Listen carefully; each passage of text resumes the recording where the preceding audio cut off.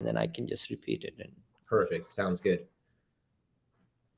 All right. Well, we're excited to have one of the featured speakers here of the festival today, which is Aatif Awan, a legend in the startup scene in Pakistan and in Silicon Valley as well. Someone I've been looking forward to talking to for quite some time, and it's been an absolute pleasure that you've been able to join today to talk to us a little bit about the Pakistan startup scene in general, the impact that that's had on the national economy, where things go from here for Pakistan, and really in general what the impact economically and socially has been for Pakistan with all of these great startups finding success over the last few years. And it's been exciting. And I can speak from an American perspective, watching this happen over the last few years, knowing Qasim and Tala, founders of Remotebase, and now advising and working for Remotebase as well as head of sales. So it's been a pleasure for me to learn about the startup scene in Pakistan and be a part of it through Remotebase. So I'd love for you to introduce yourself, Aatif, if you can, to the group, and let them hear from you about your experience and background in the scene. Hi, Ben. Pleasure to be here at Remote Fest and talking to you. I heard about you as well and all you're doing for Remotebase. Exciting to be chatting. Everyone, so I run Indus Valley Capital, which is an early stage VC focused in Pakistan. It's the leading VC. We've backed startups at the earliest stage, including two of the largest, Airlift Bazaar, Remotebase, of course. And about 40% of all VC funding since 2020 has been raised by Indus Valley portfolio companies. So we've been early in the ecosystem and, have been fortunate to partner with some amazing founders. And for those of you who are not that familiar with Pakistani startup ecosystem, it's a fascinating story.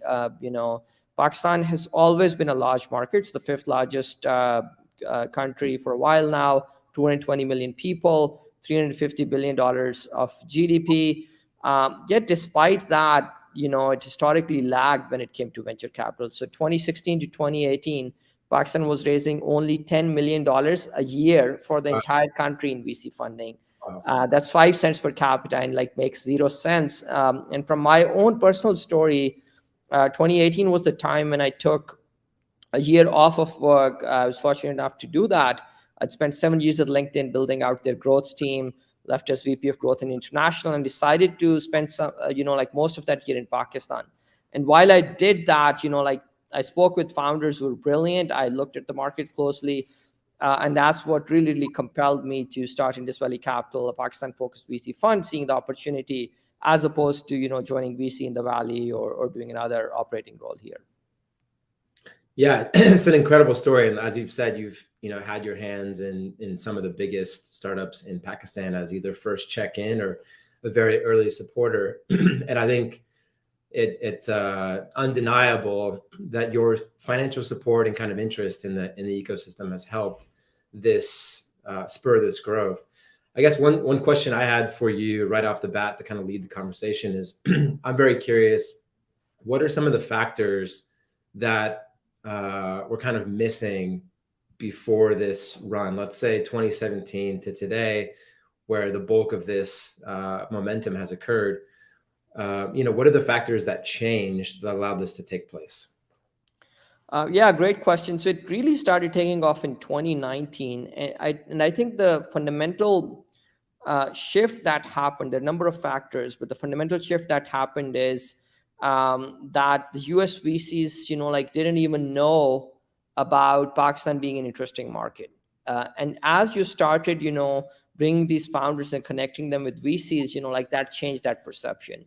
So for instance, Airlift was one of the earliest ones in 2019 where first round capital ended up leading their Series A round. And first round capital is, the earliest investor in Uber, Square, Notion, Roblox.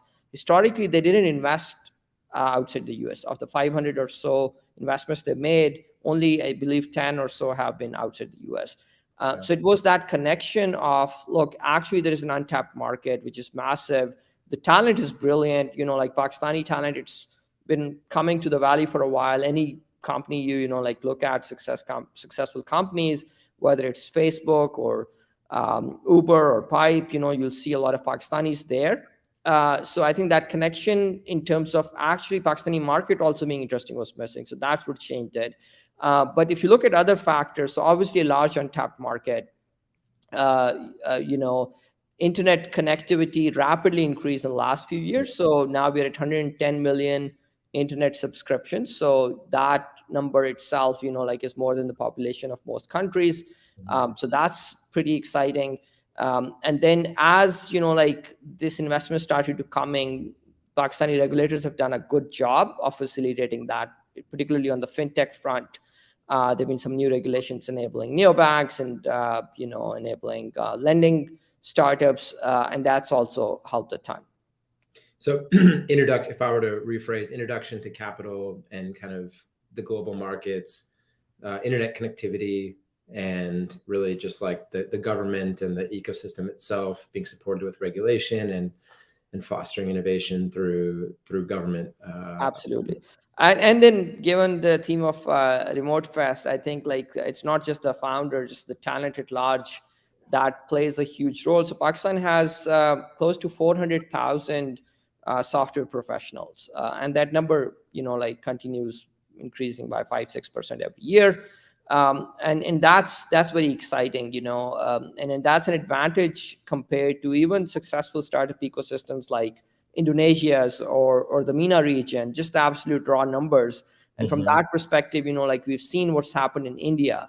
And Pakistan is a bit later and a bit smaller, but I think the model is very similar in that you had so many talented software professionals, software developers who, like both worked for foreign companies, but also help build that local startup ecosystem. And I think like in Pakistan's case, we're just at that starting point. So a lot of it is yet to come. Yeah, that's actually a good segue into my next question, which is if you were to kind of fast forward this momentum and trajectory that Pakistan is on from a startup perspective, where do you think this ecosystem goes in the next 5 to 10 years? Because from what you've said, it sounds like about 90 to 95% of the momentum and success has come in the last 2.5 years, let's say.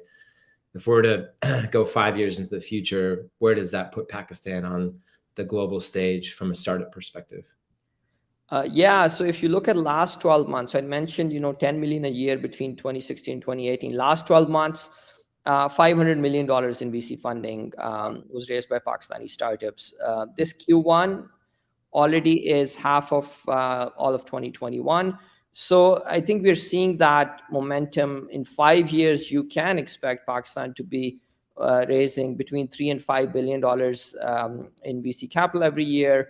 And in terms of the company's history, again, as you know, a lot of the value that's created by startups, it's in the outer years, right? So early years are about product market fit, finding, like that early traction, raising the capital you need. But, like year 5 onwards, you see a lot of momentum. So I think we can expect a lot more larger companies, definitely unicorns, but also a few like $5 billion plus companies in Pakistan. And again, like India is a good parallel, like 7 to 10x larger country.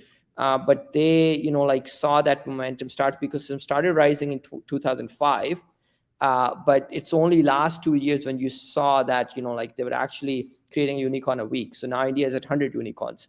And Pakistan, like obviously smaller, but we should expect, like 10 to 20 unicorns, like when the market hits scale and saturation.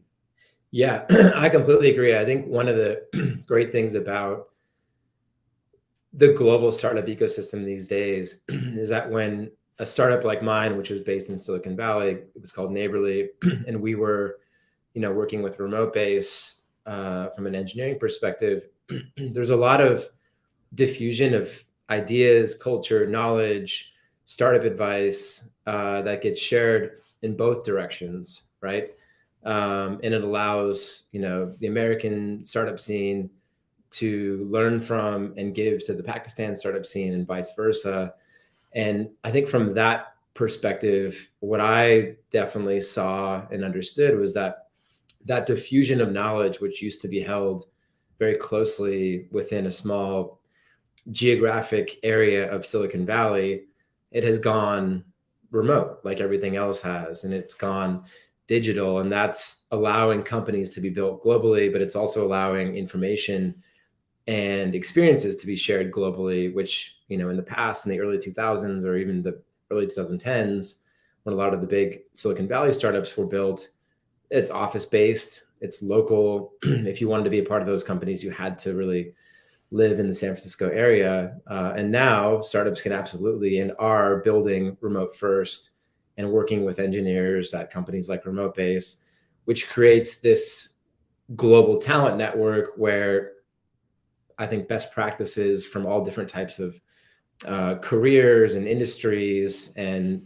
startup ecosystems can be shared across the world. And I fully expect that not only does Pakistan continue its ascendance from an engineering perspective, but also I do believe that is going to give way to the next generation of Pakistani founders as well, because the engineers who are working with, from a remote-based perspective, you've got Swivel and Placer AI, and there's a handful of really well-funded and kind of famous startups that Remotebase works with that allows its engineers to gain business experience from those big companies and kind of be a part of that rocket ship ride. And then they can take that business experience back and hopefully build a company of their own someday. And so that's what I am very excited about for Pakistan as well, is to kind of see that business information diffusion kind of take root in a new generation of startups. Yeah, that's a great point. It's just getting faster and faster. And like, if you think about it, I moved to US, and many Pakistanis did. Like, you go to grad school, you join, like a company, a tech company, then you like wait for your green card, then you spend 5 years in green card and wait for your passport, because you do want that easy access to the market. And that process takes like a good 15 years. Like, it's just crazy, right? And that used to be the path. If you wanted to work with the world's best, that's what you'll have to do. And in many ways, it's a big sacrifice. You're away from your family and all. And what I feel like now in this remote world, and particularly what we're excited about Remotebase and why we invested, was it shrinks that cycle. So you go from 15 years to 15 months, literally, right? If I was in my early 20s, I don't need to come to the US. I can just work with a great US company, and in 15 months, I have that experience. Like, I work with the best. I know how to work remotely and all. And the multiplicative factor of that, I think, like, we still don't fully appreciate it because it's so recent. So play it out 5 years, and I think like that velocity increase, like, very, very exciting indeed. Yeah, completely agree. So I've got another question, just as far as kind of, I think if we zoom out a little bit and we kind of look at the regulatory and kind of national scene for Pakistan, I'm curious, and maybe a lot of our listeners are as well, is kind of what role do you think the Pakistani government has in helping support this, fledgling ecosystem that's clearly accelerating and contributing a lot to the GDP?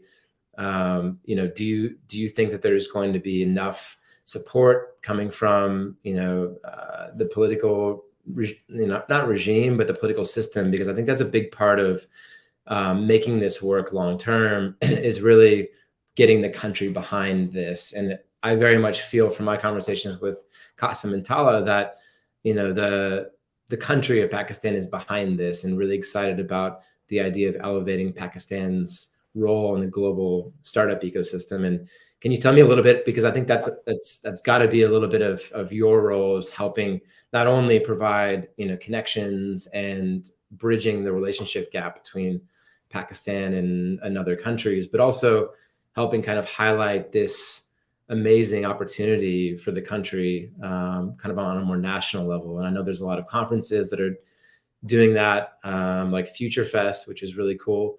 But yeah, can you tell us a little bit about how that works from a national perspective and where this idea sits nationally? Yeah. So like, it's so interesting, and I think like this stuff, like, from a US perspective, might even sound strange, but in Pakistan, the government is very, very eager to support the growth in tech ecosystem, the startup and VC ecosystem. For instance, like Airlift raised like an $85 million Series B. It was the largest round and still is in Pakistani startup history. The prime minister tweeted about it, so it's that level. And the prime minister also invited a lot of startup founders to spend time with them. And in the US, that won't really make sense right now. But I think like in Pakistan, we broadly recognize, and this is across the political spectrum, all political parties, they recognize that tech is the way forward. And it kind of makes sense. Look, if you're a country where the GDP per capita on average is, like between $1,500 and $2,000. And all of a sudden, when, you have a tech professional that can work for any company in the world, like they're starting with that number, like $2,000 a month. And that's like the minimum. And, it can be much higher than that. So their contribution to GDP, that's, like very valuable. And even more importantly, Pakistan tends to have this balance of payments issue, right? So the consumption is on the rise, like the traditional industries that have been productive, they're not the highest growth. So you're talking about agriculture and other stuff. So this provides you the high growth exports. And that's very important. I think for both of those reasons, both the political government and the regulators at institutions like State Bank of Pakistan or SEC of Pakistan, they've been very, very supportive. There have been a number of policy changes that have just happened in parallel with this boom. So they've been very responsive to the needs, enabling foreign investors to invest, like more easily and with more comfort, coming up with new regulations to support, and creating a sandbox to try out new fintech ideas, for instance. So I think it's been pretty broad-based support, and we expect that to continue. But I would say, I think in the end, that's what government's role. They should provide stability. They should provide, like the right regulatory frameworks. But ultimately, it's best if the government stays out of actual implementation and doing, like so the government should not be starting accelerators, for instance. That I think private sector does a pretty good job of doing, and private market is the best way forward for that. Yeah, that's exciting because I live in Miami here in the United States, and I just moved here 4 months ago for a very similar reason, but from an American perspective, which is oftentimes the governments, either state, local, or even federal, can get in the way or can actually be, anti-progress from a tech perspective at times. And, it's already hard enough to build a startup and to build a startup ecosystem, that to have any kind of headwinds in that process makes it very, very difficult. And so what we've seen in the United States market is Miami has become a place where there is a lot of kind of local government support, encouragement. You've got the mayor tweeting, asking for founders and companies to be started in Miami, helping to move companies from Silicon Valley to Miami, building up an engineering ecosystem here at the institutional and university level. So just that kind of encouragement, just like you've mentioned about, the prime minister retweeting or tweeting about a Series B round. While that might seem a bit quaint to some countries, like it's not about the size of the round or anything. It's the fact that happened, and that level of visibility occurs at the highest level in Pakistan and in support of entrepreneurs. And that's what we're seeing here in Miami as well. And it really, really helps when you feel like your public servants and the government is behind you doing this. And we all need that, right? No matter what country or what city you're in, it helps to have the knowledge that you're going in a direction that the general society is in support of, and your political leaders are in support of. So very happy to hear that. And I think we need to wrap up here in the last minute here. But if we have any questions from the audience, maybe we can take one question, Hiba, or do we not have a chance? I'll see what they say. Okay. I think we need to wrap up because we've got a tight schedule. But Aatif, it was such a pleasure to talk to you. Thank you so much for your time this morning. I know it's Mother's Day in the United States, and it's early on the West Coast where you are. So we appreciate your time more than you know. And thanks for all your wisdom and advice for the team and the listeners today. Thanks, Ben. Pleasure talking to you. Thank you Take all. care. Bye. Bye, y'all.